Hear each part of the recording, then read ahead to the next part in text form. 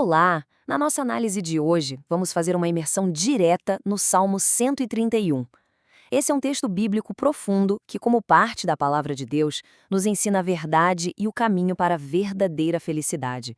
É, sem dúvida, um guia brilhante para a igreja sobre como encontrar aquele tão desejado coração tranquilo e alcançar uma maturidade espiritual genuína. O nosso roteiro é bem claro. Vamos passar por 1. O contexto histórico original. 2. A renúncia ativa ao orgulho. 3. A imagem da alma desmamada. 4. A esperança coletiva. 5. A centralidade de Cristo. E, fechando com ponto 6, a aplicação para a igreja hoje. Ponto 1. O contexto histórico original. Vamos direto às raízes. Para absorver a riqueza desse salmo escrito pelo rei Davi, precisamos imaginar a cena. Esse é um cântico confessional que faz parte dos chamados Cânticos dos Degraus. Pensem em famílias israelitas inteiras viajando juntas, caminhando fisicamente nas subidas rumo a Jerusalém para as festas anuais. Eles recitavam esses 15 salmos específicos ali mesmo, nos degraus que levavam ao templo. Era uma forma incrivelmente física e coletiva de preparar e reorientar o coração diante do Senhor. Ponto 2. Renúncia ativa ao orgulho. O salmo já começa, no versículo 1, com uma recusa forte e ativa vinda de alguém que conhecia muito bem as tentações do poder. Lendo na Nova Almeida Atualizada, Davi fala diretamente com Deus e faz uma negação tripla do orgulho. Ele vai avançando desde as motivações mais internas e escondidas até chegar às atitudes externas. Vejam como a estrutura é cirúrgica. São 3 níveis. Começa no interior, o coração orgulhoso, que é a nossa vontade e motivação. Depois vai para o exterior, os olhos arrogantes, aquela expressão física de quem se acha superior. E, por fim, chega nas ações, a busca por coisas grandes e maravilhosas. O pecado nasce lá no coração, fica visível no rosto e termina na tentativa de controlar mistérios ou agir num território que é soberania exclusiva de Deus. Reconhecer isso não é fraqueza, é ter a sabedoria de aceitar os nossos limites humanos. Ponto 3. A imagem da alma desmamada. Aqui a gente chega no núcleo da questão. No versículo 2, a emoção e a teologia se encontram de um jeito lindo.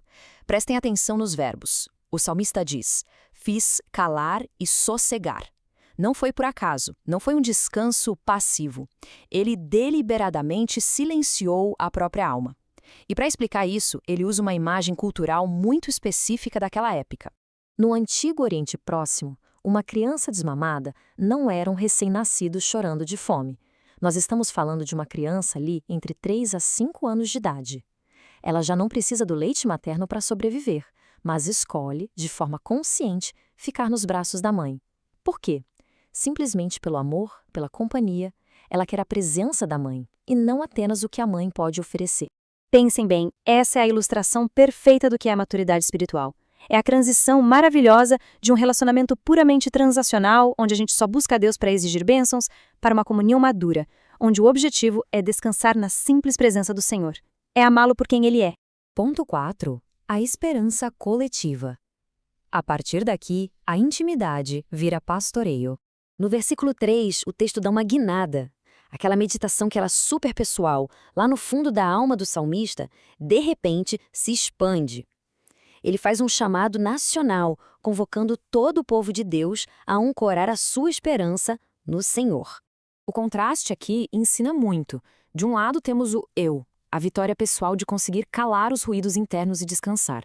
Do outro temos o Israel, o chamado coletivo. Fica claro que quando alcançamos a verdadeira saúde espiritual, nós não guardamos isso só para nós. Isso naturalmente transborda e vira um convite para que toda a igreja encontre esse mesmo repouso. E quando o texto diz desde agora e para sempre, temos uma linha do tempo formidável. Pensem nisso. Ela cobre o passado daqueles peregrinos originais marchando para Jerusalém, abraça o presente da nossa igreja hoje, esperando no Senhor, e aponta diretamente para a eternidade, para o futuro retorno escatológico de Jesus.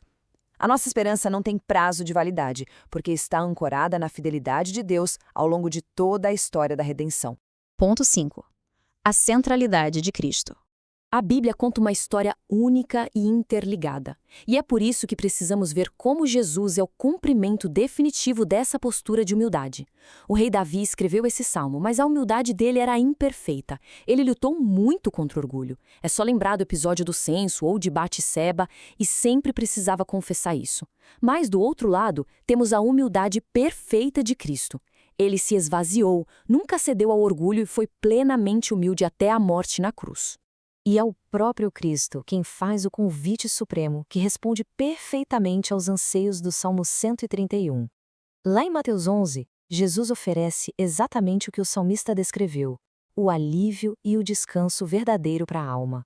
É Ele quem traz para a realidade aquela paz profunda que havia sido profetizada no Antigo Testamento. Ponto 6. Aplicação para a igreja hoje. Afinal, como viver tudo isso na prática? Vivemos num mundo superconectado, hiperativo e focado no ego. Então, a igreja precisa de atitudes ativas. Desconectar um pouco das redes sociais que alimentam a comparação e o orgulho é um ótimo começo. Precisamos também ter a paz de não entender tudo, aceitando os limites da nossa mente diante dos mistérios de Deus. Que tal praticar 15 minutos diários de silêncio intencional com o Senhor? Transformar a oração, deixando um pouco de lado as petições incessantes só para desfrutar da comunhão. E, claro, educar as crianças modelando a humildade dentro de casa, em vez de incentivar a ambição desenfreada do mundo. Uma aplicação absolutamente vital para a nossa vida é abrir mão do ativismo religioso focado na performance. Sabe aquela ansiedade terrível de tentar fazer grandes coisas o tempo todo para provar algum valor na igreja? Isso é exatamente o oposto da alma desmamada e tranquila que o Salmo nos ensina. E nós podemos descansar o coração por causa de uma verdade inabalável. A salvação do cristão é unicamente pela graça. Todo o que crê que Cristo é seu Salvador e Senhor é salvo. Ponto final. Não existe motivo para viver dominado por uma ambição religiosa agitada para tentar conquistar méritos. O Messias já fez tudo. Sendo assim, no meio de uma cultura que aplaude o ruído e a agitação implacavelmente, eu deixo uma reflexão provocativa para encerrarmos. O que é que está produzindo ruído na sua alma neste exato momento? E quais os passos ativos e práticos que a igreja vai dar para finalmente encontrar o silêncio verdadeiro diante de Deus? Fica aí o desafio para cultivarmos essa paz de uma alma desmamada e completamente segura no Senhor. Um grande abraço e até o nosso próximo estudo.